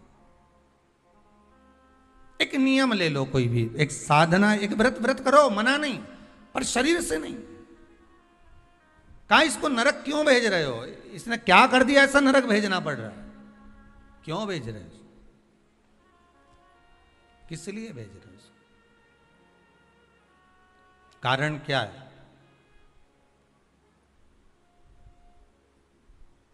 क्या? तो कहा कारण केवल एक ही है, शरीर। केवल एक कारण है, शरीर से तो कुछ नहीं करा, पर मन विचलित हो गया, मन चला गया। और जब मन विचलित हो जाता है, तुम हाथ से, शरीर से भले कुछ करो ना करो। यहां तक शिव पुराण की कथा कहती है कि मंदिर में जाकर आप लोटा भर के पानी भी नहीं चढ़ाओ और मन से कह दो कि आज मैं भगवान शंकर को हृदय से, मन से, भाव से, आज मैं शिव को गंगा का जल चढ़ा रहा हूं, आज मैं शंकर भगवान को छिपरा का जल समर्पित कर रहा हूं, आज मैं नर्मदा जी का जल चढ़ा रहा हूं, आज मैं सरयू जी का जल चढ़ा रहा हूं। मन से कह दिया आपने, भगवान ने उसको स्वीकार कर लिया और आपको पुण्य भी मिल गया। हम तो आप लोगों से ये भी कहेंगे, अगर आप आस्था चैनल पर कथा सुन रहे हो, भाव से श्रवण कर रहे हो, व्रत शिव महापुराण की कथा को सुन रहे हो, तो एक बात अपने भीतर उतार कर रखना, आप कुबेरेश्वर धाम नहीं आ सकते क्योंकि अभी लॉकडाउन चल रहा है, नहीं आना, पर घर में बैठकर आप मन से तो कुबेरेश्वर धाम जा सकते हो कि कथा चल रही होगी, मैं कथा सुन लेता हूँ, वहाँ बैठकर वहीं बैठा हूँ, कथा का रस स्वादन कर रहा हूँ, आनंद से सुन रहा हूँ, बाबा उसका भी पुण्य तुम्हारे खाते में दे देगा, बाबा उसका भी पुण्य देगा।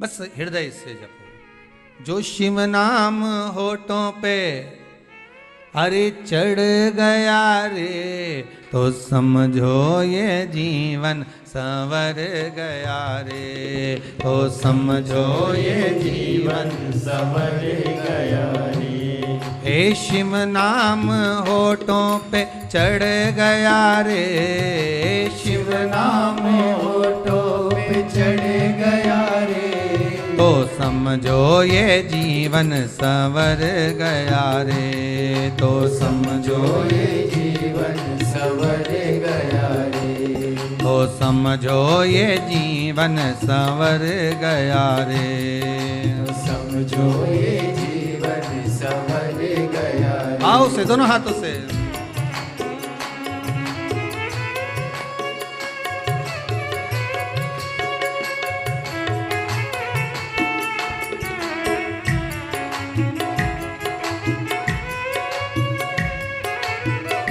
हर भोले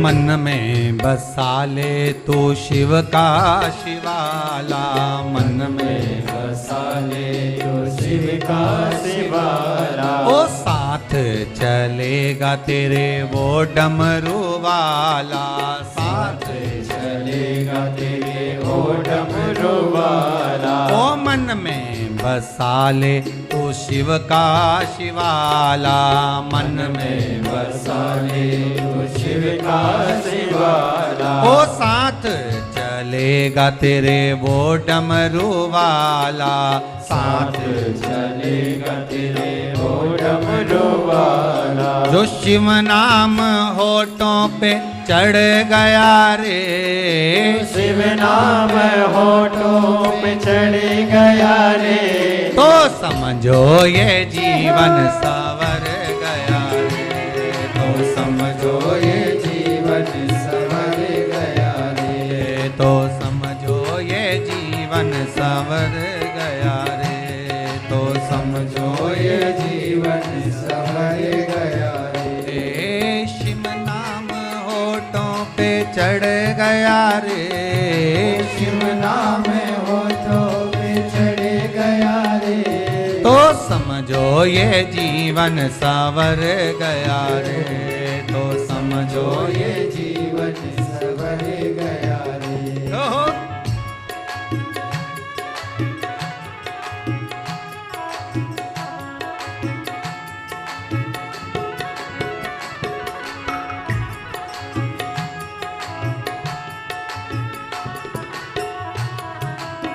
हर भोले।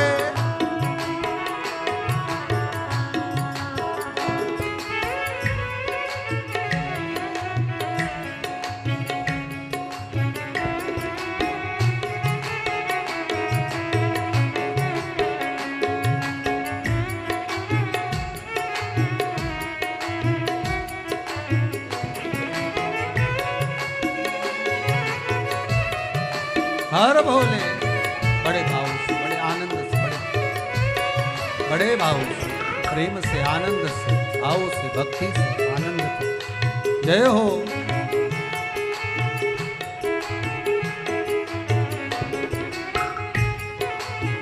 बड़े भाव से।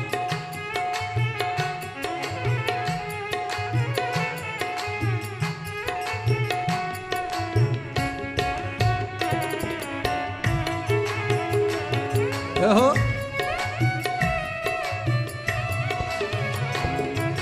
बम बम भोले जी का नाम बड़ा प्यारा, बम बम भोले जी का नाम बड़ा प्यारा, ओ बम बम भोले जी का नाम बड़ा प्यारा, बम बम भोले जी का नाम बड़ा प्यारा, ओ नाम ने लाखों को पार उतारा, नाम ने लाखों को पार उतारा, ओ नाम ने लाखों को पार उतारा, नाम ने लाखों को पार उतारा। शिव जी का हाथ सिर पे धर गया रे, शिव जी का हाथ सिर पे धर गया रे, शिव जी का हाथ सिर पे धर गया रे, शिव जी का हाथ सिर पे धर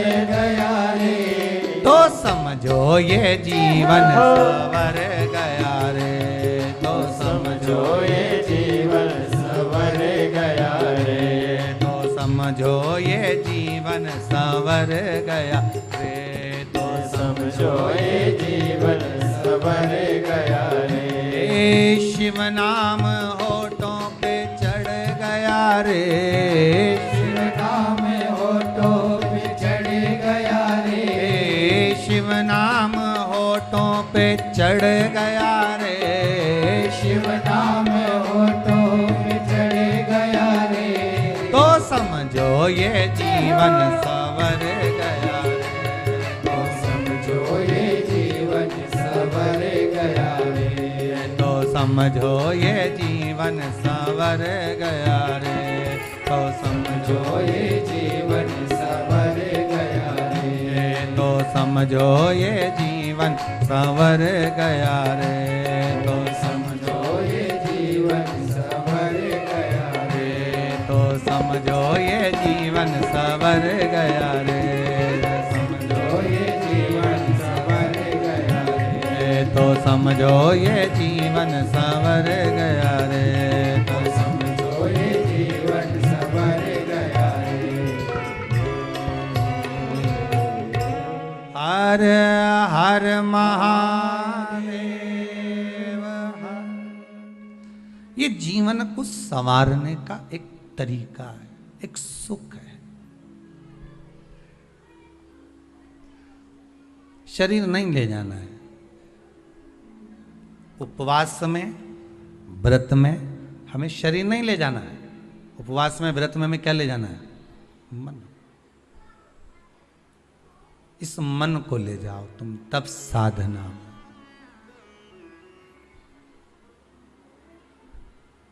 बोल मेरी जीवा हरि हरि, 10 भोजन पान करे, राम नाम में मरी मरी। बोल मेरी जीवा, अभी भी नहीं बोली हरि हरि। ये इस शरीर को अगर रोक रहे हो कि हाँ ये नहीं खाना है, वो नहीं खाए, वो नहीं खाएगा। आप कह दो कि मेरे को आज भोजन नहीं करना है, मन, शरीर नहीं करेगा पर मन तो दौड़ेगा ना। व्रत में मन मूल है। इसको नरक क्यों भेज रहे हो? देव ऋषि नारद ने पूछा कि नरक भेजने का कारण क्या? ना तो इसने पाप करा, ना छल करा, ना बेईमानी करी, ना कपट करा, ना कोई चीज चुराई, ना किसी का धन खाया, ना वैभव खाया, फिर नरक क्यों? तो कहा नरक इसलिए भेजा जा रहा है कि मन से गलत सोच रहा था। बहुत सुंदर बात है भाई, आपसे भी कहेंगे। अच्छा लगे ठीक है, वो आपकी मर्जी, पर मन से भी पाप मत करो।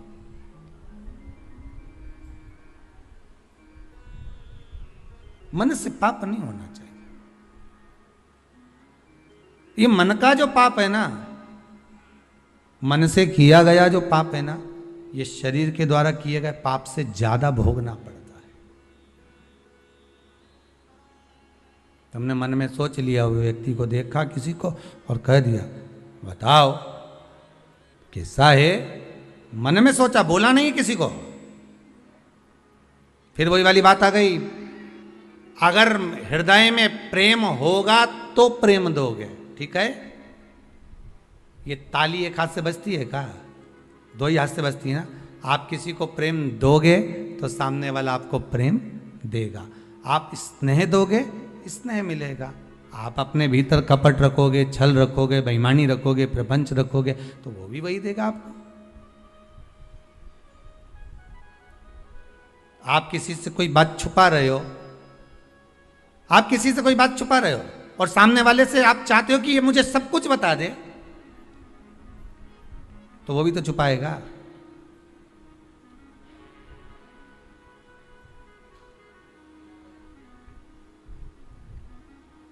ये कितने सारे सीसीटीवी कैमरे लगने लगे, लगते हैं कि नहीं लगते? दुकानों में,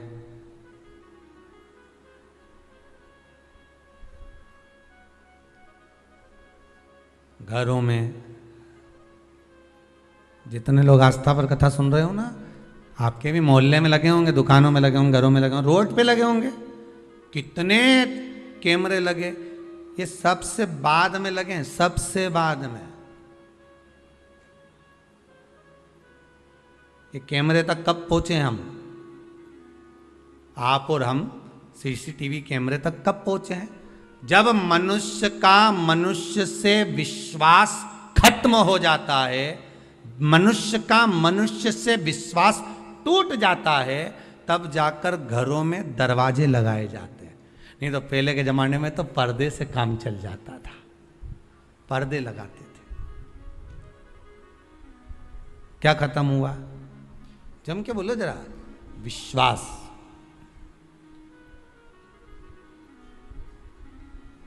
जब मनुष्य का मनुष्य से विश्वास कम होता है, तब दरवाजे लगते हैं, तब दरवाजे लगाए जाते हैं। और जब उस विश्वास पर घात होने लगती है, जब विश्वास को तोड़ा जाता है, तब ताले लगाए जाते हैं। देखते जाओ क्या क्या बदला है। विश्वास मनुष्य का मनुष्य से कम हुआ तो दरवाजे लगे, और विश्वास पर घात हुआ तो ताले लगे, ठीक है। विश्वास का जब घात हुआ तब ताले लगे। और जब विश्वास पूरा ही मर गया तब सीसीटीवी कैमरे लगे, तब लगाए गए चौकीदारी के लिए, देखने के लिए। जब दिख गया कि ये व्यक्ति ऐसा है, ये ऐसा कर रहा है, ये झूठ बोल रहा है, ये कपट कर रहा है, ये बेईमानी कर रहा है, ये प्रपंच कर रहा है, तब उसके ऊपर कैमरा लगा दिया गया, तब उसके लिए कुछ छोड़ दिया गया, तब उसके लिए कहा गया कि अब इस पे ध्यान रखना जरूरी है, इस पर कैमरा लगाना जरूरी है। क्यों? इसका ध्यान रखो, इस पे कैमरा लगाओ। इसका एक व्यक्ति छोड़ दिया जाता है, ये इसके पीछे घूमता रहे, इसका देखता रहे। क्यों? क्योंकि इसने विश्वास को कुचल दिया है, इसने विश्वास को समाप्त कर दिया है।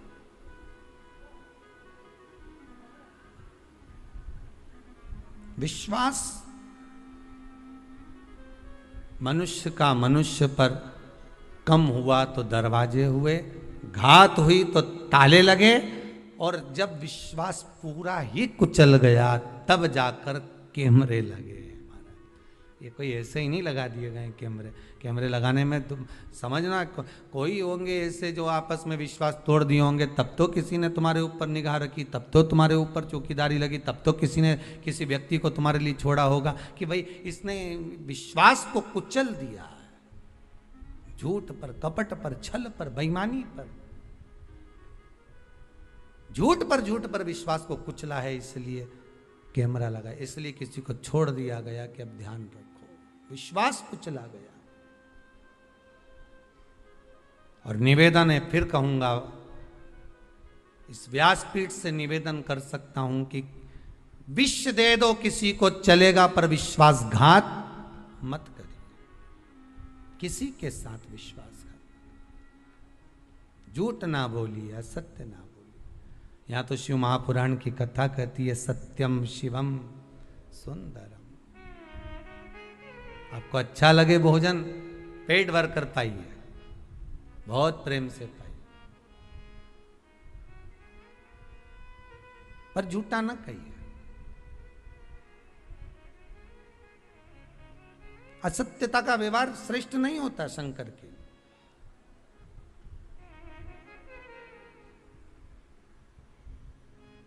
शिव पुराण कह रही है, शंकर की कथा कह रही है। आज वो तड़प रहा है, 94 नरकों में से 50 नरक में उसको फेंका गया। नारद जी बोले इसने कोई बेकार कर्म, मन बेकार हो गया था इसका।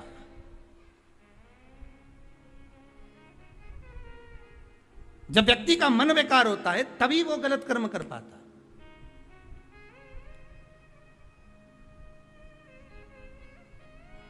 क्यों करा जाता है पूर्णिमा का व्रत?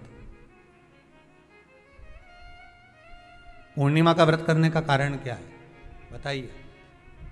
आप इतने सालों से कर रही हो, कई माताएं कर रही होंगी पूर्णिमा का व्रत। एक समय फलाहार करती हैं, एक समय भोजन करती हैं। भोजन में खीर का होना जरूरी होता है पूर्णिमा के व्रत में, दूध की सामग्री होना जरूरी होती है पूर्णिमा के व्रत में। 12 महीने की पूर्णिमा करो, मना नहीं है। और पूर्णिमा उठाने का भी समय होता है चैत्री। चैत्र के महीने की जो पूर्णिमा होती है, चैत्री पूर्णिमा पहली पूर्णिमा मानी जाती है, इसलिए चैत्री पूर्णिमा को सिद्ध पूर्णिमा कहते हैं, कार्य सिद्धात्री पूर्णिमा कहते हैं, सिद्ध करने वाले। मनोरथी पूर्णिमा कहते हैं।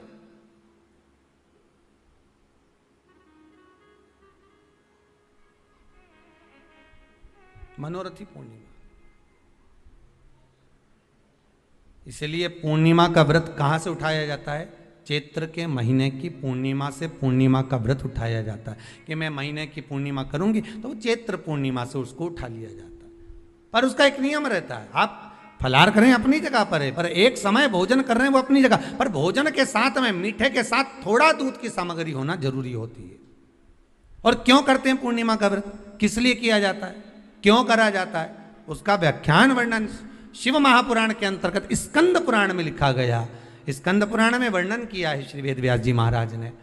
कहा यह पूर्णिमा का व्रत इसलिए किया जाता है कि व्यक्ति का जब मन गलत भ्रम में जाने लगता है, मन जब गलत जगह पर जाने लगता है, तो ये मन को गलत जगह पर ले जाने वाला कौन होता है? तो कहा यह चंद्र होता है, व्यक्ति की राशि के अंतर्गत, व्यक्ति की पत्रिका के अंतर्गत, व्यक्ति की ग्रह दशा के अंतर्गत जब चंद्र बेकार चलता है तो व्यक्ति अच्छा करते करते भी बेकार करने लग जाता है। चंद्र डोल रहा है। कई माताएं कहती हैं, गुरुजी हमारे बेटे को आशीर्वाद दीजिए, बहुत गलत संगत में जा रहा है, मतलब समझ जाना कि चंद्र गड़बड़ जा रहा है। बेटी अगर गलत मार्ग पर जा रही है, बेटी अगर गलत संगत में जा रही है, किसी अन्य व्यक्ति की ओर आकर्षित हो, चंद्र गड़बड़ हो रहा है, उसका चंद्र कहीं जा रहा है। कोई पुरुष, कोई लड़का कोई गलत मार्ग पर जा रहा है, चंद्र गड़बड़ हो रहा है। घर में जो क्लेश उत्पन्न होता है, घर में जो विवाद उत्पन्न होता है, उस विवाद को रोकने के लिए केवल चंद्र की ही, इसलिए तो पूर्णिमा घर की नारियां, हमारे यहाँ हिंदू धर्म में यहाँ तक स्कंद पुराण में कह दिया कि प्रत्येक पूर्णिमा, आप लोग का कभी आप लोगों ने सत्यनारायण जी की कथा करवाई है? जितने लोग आस्था चैनल पर कथा सुन रहे हैं, जितने लोग फेसबुक यूट्यूब पर कथा सुन रहे हैं, यूट्यूब पर कथा का श्रवण कर रहे हैं, उनने कभी सत्यनारायण की कथा करवाई होगी। तो उसमें लिखा है हर कार्तिक, हर पूर्णिमा को, हर संक्रांति को ब्राह्मण सत्यनारायण भगवान की कथा या राजा या वैश्य कथा को कराता था, या बढ़िया कथा कराता। सुनी कि नहीं सुनी ये बात? सत्यनारायण भगवान की कथा में लिखा है, स्कंद पुराण के अंतर्गत जो सत्यनारायण भगवान की कथा का स्मरण किया उसमें लिखा है प्रत्येक संक्रांति पूर्णिमा को सत्यनारायण की कथा करवाने लगा और ये योनि को प्राप्त हुआ, इस योनि से छूटा, इस योनि में गया। लिखा है, सब कुछ लिखा है। अब उत्ते से समझ जाओ कि पूर्णिमा को सत्यनारायण की कथा करने का बोला है, तो पूर्णिमा को सत्यनारायण की कथा का क्यों बोला? वैसे तो रोज कराओ सत्यनारायण जी की कथा, प्रतिदिन कराओ, मना नहीं है। आप क्या कोई विशेष फंक्शन है आप सत्यनारायण जी की कथा करवा, पर पूर्णिमा संक्रांति को और संक्रांति को पूर्णिमा को सत्यनारायण की कथा का स्मरण क्यों करवाया गया? क्योंकि पूर्णिमा के दिन अगर ये भगवान का व्रत रख लेगी, पूर्णिमा के दिन अगर ये खीर का प्रसाद बना लेगी, थोड़ा सा दूध की कोई सामग्री बना लेगी और भगवान को भोग लगा देगी, भले सत्यनारायण भगवान के भाव से बनाए, भले सत्यनारायण जी के निमित्तार्थ बना, पर अगर इसने सत्यनारायण भगवान के निमित्त से बना, पर पूर्णिमा के दिन अगर ये व्रत रखेगी, उपास रखेगी या कोई सामग्री बनाकर भगवान की पूजन कर लेगी, तो इसके घर में जो अशांति है वो शांति में बदल जाएगी। इसलिए कई घरों में आज भी सत्यनारायण भगवान की पूजन हर पूर्णिमा को करती है। माता किताब लेके बैठ जाती है, तुरंत उन्हें ऑफिस जाना, कहीं काम पे जाना, और तुरंत उसने जल्दी जल्दी कलश रखा, कलश नहीं भी रखे तो भगवान की पूजन कर कुरा के ब्राह्मण देवता को बुला लेगी, ब्राह्मण नहीं आएंगे तो खुद कर लेगी, पर करती जरूर है। इतना सा आटा सेक लेगी, पंजेरी बनाई, सीरा बनाई, मिठाई रख दो, कुछ भी करेगी पर सत्यनारायण की कथा कर ले, उसका मन लग गया उसमें। मतलब पूर्णिमा को करना है, उसको करने से क्या होता है? शांति रहती है, शीतलता रहती है। जिसके घर में हर महीने की पूर्णिमा को खीर बनती हो, ध्यान दीजिएगा, बहुत सुंदर संवाद चल रहा है, बहुत ध्यान देने वाली बात है। प्रत्येक महीने की पूर्णिमा को जिसके घर में दूध की सामग्री बनती हो, दूध की सामग्री तैयार होती हो, खीर प्रसाद तैयार होता हो, उसके घर में कभी क्लेश नहीं हो सकता। चाहे सास बहू एक दूसरे के सामने वो कहे ना, वो सांप और नेवले की लड़ाई क्यों ना, फिर भी शांति हो जाती है। पर प्रत्येक महीने की पूर्णिमा होना चाहिए। ये नहीं कि तुमने एक महीने की पूर्णिमा पे बना लिया और दूसरे महीने की पूर्णिमा को गायब कर दिया। फिर किसी ने कह दिया आज चूरमा तो बन रहा है, दाल बाटी तो बन रही है चूरमे के साथ में, लड्डू बन रहे हैं, तो काय को खीर बना रही हो? तो तुमने अब वो खीर प्रसाद। जैसे प्रदोष व्रत का जो उद्यापन होता है, प्रदोष के व्रत का जो उद्यापन होता है, उसमें सबसे मूल क्या है प्रदोष व्रत के उद्यापन में?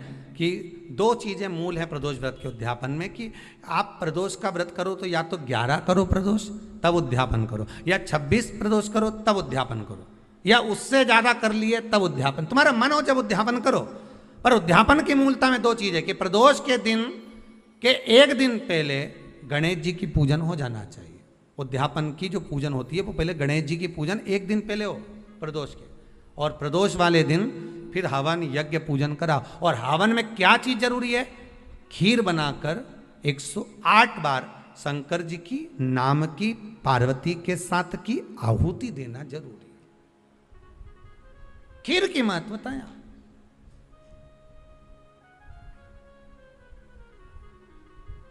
चलो और सहज भाषा में समझिए, और सरल भाषा। जिस समय पर भगवान औघड़दानी मेरा त्रिकालदर्शी मेरा कैलाशी शंभू का आवाहन चंद्रदेव ने करा। कब? जब ससुर ने श्राप दे दिया कि काया का रोग होगा, काया छिन्न होने लगी, टपक टपक कर गिरने लगी, काया नीचे गिर रही, चंद्र रोने लगे, आंखों से अश्रु बह रहा है, आंखों से आंसू बह रहा। किसके पास जाऊं मैं? तब देवऋषि नारद का स्मरण किया। देवऋषि नारद, नारायण श्रीमन नारायण, नारायण श्रीमन नारायण। देवऋषि नारद का स्मरण कर, नारायण श्रीमन नारायण, नारायण श्रीमन नारायण, नारायण श्रीमन नारायण, नारायण श्रीमन नारायण। भाव से गाइए, प्रेम से, आनंद से।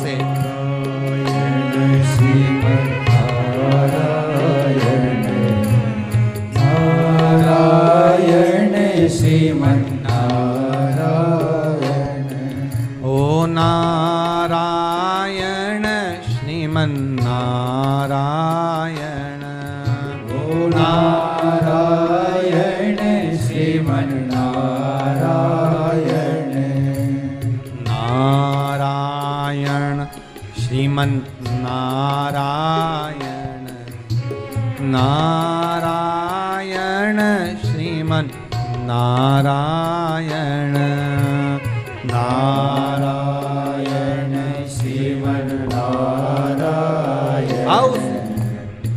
नारायण श्रीमन्नारायण।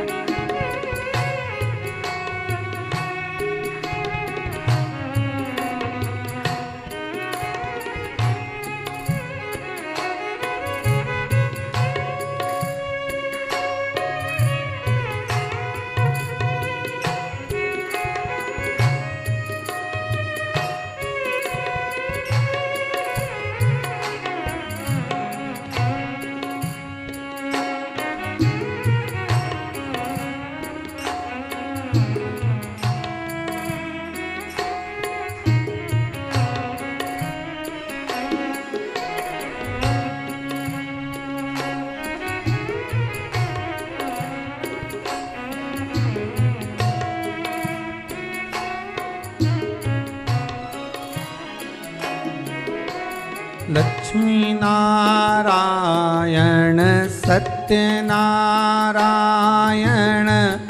नारायण हरि नारायण। लक्ष्मी नारायण सत्यनारायण, नारायण श्रीमन्नारायण।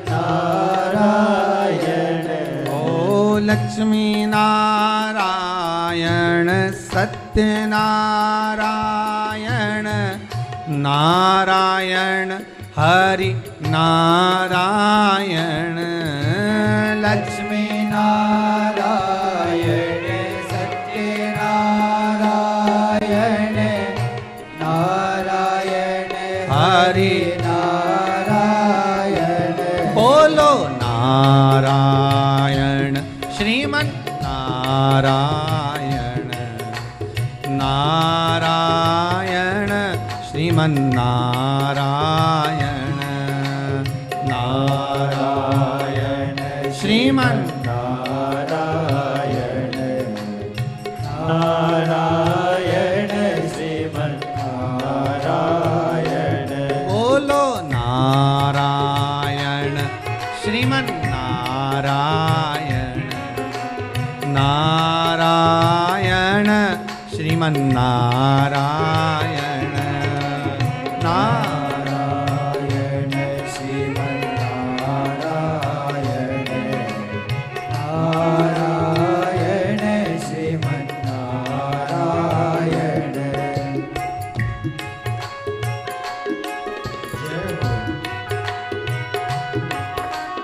हर बोल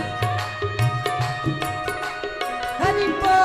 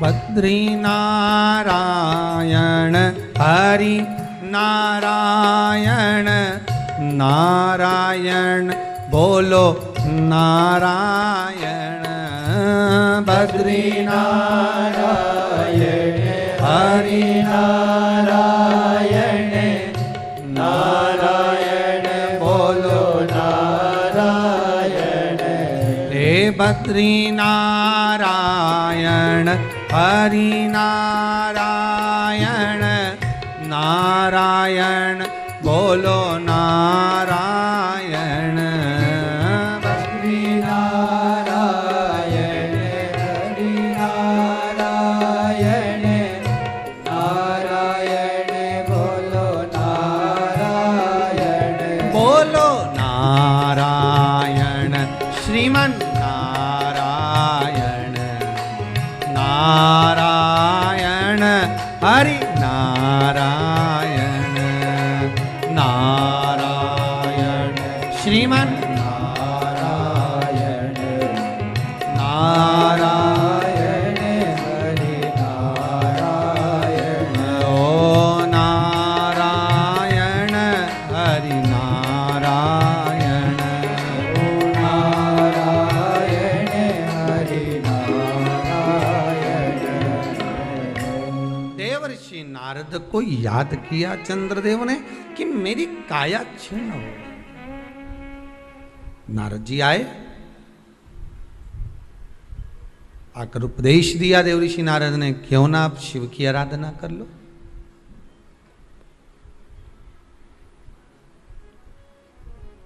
पूर्णिमा का जो व्रत है भगवान विष्णु का भी है तो शिव का भी है, दोनों से करते हैं।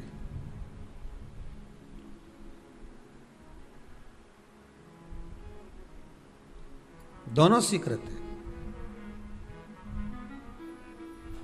जिसका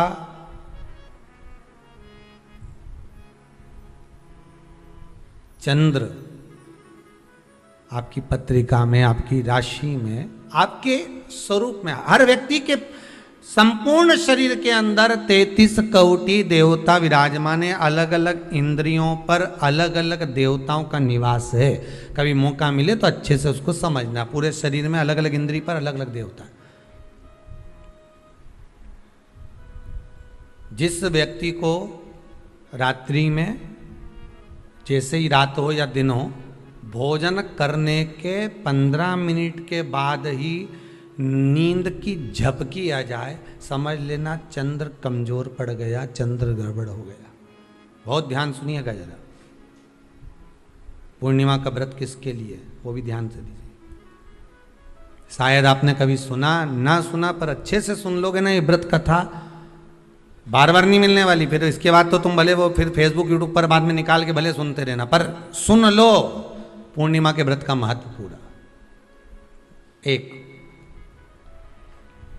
भोजन के बाद जब नशे जैसा माहौल हो जाए, आपको बिल्कुल कोई छेड़े ही नहीं, सोई नींद आएगा, जब लग जाए कि अब तो 2 क्षण सोना ही पड़ेगा, नेत्र कितना ही जगाओ तो भी नहीं माने, फिर तो बिन पिए नशा हो जाता है, जो बोले भोले गाता। तो ये जब ये चंद्र अपना प्रभाव दिखाता है तो भोजन के बाद आपको डुबा देता है, ठीक है।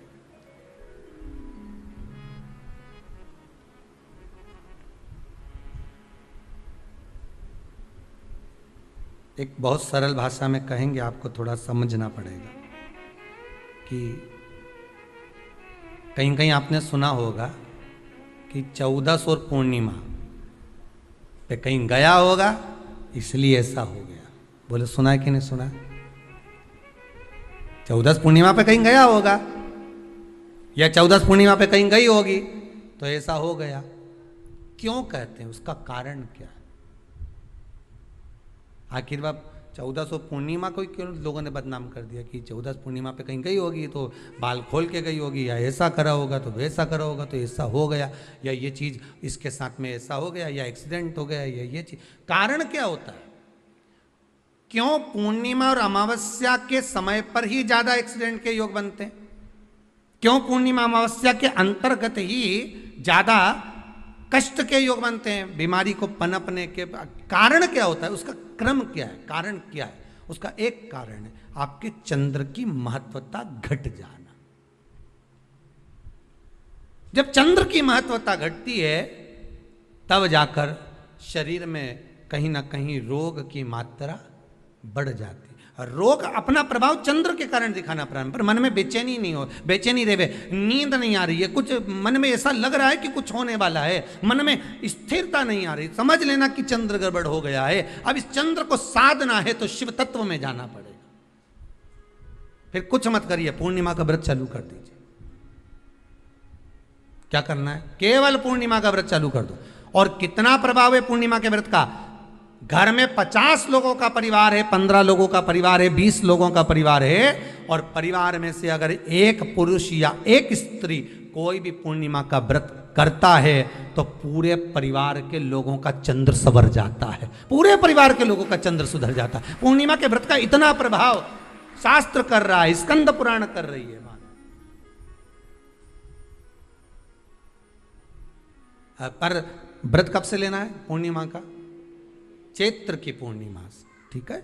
नहीं तो तुमने सोचा इतना महत्व सुना है पूर्णिमा के व्रत का तो मैं तो आज से ही नहीं खाऊंगा छू, आज से ले लो। तो ये हर कोई सब तुम्हारा मर्जी पड़े, तुम तो आधी रात को उठ के भोजन करने लगो तो ये कहीं वर्णन नहीं। तुम तो आधी रात के नहा लो तो ये कोई महत्व? तो हर चीज़ का एक समय होता है कि इतनी बजे उठना, इतनी बजे मंजन करना, ऐसा करना, भोजन करना, ये समय पर फलाहार करना, ये समय पर ये, तो ये सब चीज़ का एक समय होता है, हर चीज़ का एक समय। अब कथा तुम दिन में सुन लो, शाम के सुन लो, अब आधी रात को तुमको कोई उठा के 1 बजे रात के उठ, भेरू उठ जा, कथा सुन ले, तो भेरू उठेगा? और आधी रात को भेरू उठ भी गया ना तो तुम्हें भेर भी बना देगा। है? कथा सुनने वाला है। हर चीज का एक समय होता है कि आपको ये समय पर आपको ये ग्रहण करना, आपको इस समय पर भगवत स्मरण करना, आपको इस समय पर नाम जाप करना, आपको इस समय पर भगवान की भक्ति को धारण करना। परिवार में अगर किसी ने एक पूर्णिमा का व्रत कर रखा है, एक व्यक्ति ने भी करा है, तो 50 की ग्रह दशा जब उसके स्पर्श में आती है, पूर्णिमा का जो व्रत होता है ना, स्पर्श का सुख दे जाता है। बहुत बहुत ध्यान दीजिएगा। जैसे आपने किसी ने पानी मांगा, आपका पूर्णिमा का व्रत है, और भले आप उठ के पानी लेने नहीं गई क्योंकि आपका व्रत है, क्योंकि जिसका व्रत होता है बेचारी वो तो ज्यादा कुछ करती नहीं पाती। पर किसी ने आपको पानी लाकर तो दिया ना। अब पानी लाकर जिस व्यक्ति ने दिया उसका स्पर्श तो हुआ ना। ये अभी गई थी ना दूसरी लहर कोरोना महामारी, इसको देख लो, इसको टच किया, इससे टच होकर उस पर गया, उससे टच होकर उस पर गया, तो ये कोरोना महामारी। अब जब ये कोरोना महामारी टच करने से फैल सकती है तो व्रत का पुण्य टच करने से क्यों नहीं बढ़ सकता? विचार करिएगा जरा, उसका भी तो पुण्य। अब आपने किसी को जल दिया जिसका व्रत था उसको जल दिया। और सरल भाषा में समझ लो, कभी मथुरा वृंदावन गए हो आप लोग? अगर मथुरा वृंदावन गए होगे, उज्जैनी गए होगे, काशी गए होगे, कहीं तीर्थ में गए होगे, या कभी कुबेरेश्वर धाम कभी आप लोग आएंगे जाएंगे, कभी आपको ज्ञात होगा, तो कभी आप लोग दर्शन करेंगे कि जब भोजन प्रसाद होता है तो लोग उसको बांटने के लिए देते हैं कि कोई आया है तो उसको कुछ प्रसाद मिल जाए, भंडारे की प्रसादी मिल जाए। तो भंडारे की प्रसादी जब वो खाता है उसका स्पर्श होता है, स्पर्श होता है तो जिसने भोजन किया उसका पुण्य जो दे रहा होता है उसके खाते में चले जाता है।